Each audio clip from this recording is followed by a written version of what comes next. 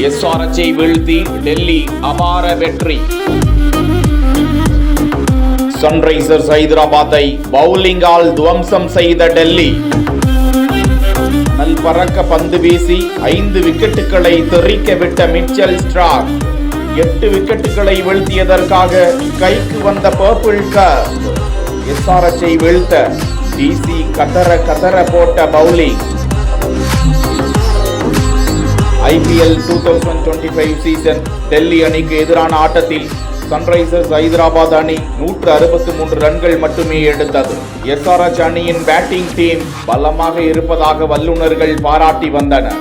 இந்த நிலையில் SRH டீமில் இருந்து களமிறங்கிய நிதிஷ்குமார் ரெட்டி, டிராவிஸ் ஹெட் மற்றும் இஷான் கிஷன் 3 வீரர்களும் மிச்சல் ஸ்டார்க்கின் அதிவேக பந்துக்கு ஈடு கொடுக்க முடியாமல் அடுத்தடுத்து வெளியேறினர். காரணமாக சன்ரைசர்ஸ் அணி 37 ரன்கள் சேர்ப்பதற்குள் 4 விக்கெட்டுகளை பறிகொடுத்தது.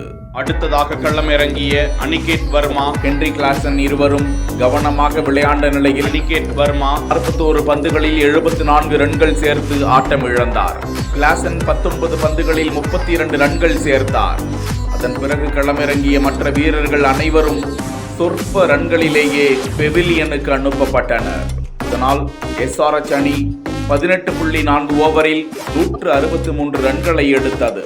இந்த மேட்சில் மிச்சல் ஸ்டார்க் 5 விக்கெட்டுகளை வீழ்த்திய நிலையில் இதன் மூலம் 8 விக்கெட்டுகளை வீழ்த்தி அவர் பர்பிள் கேப்பை கைப்பற்றியது குறிப்பிடத்தக்கது.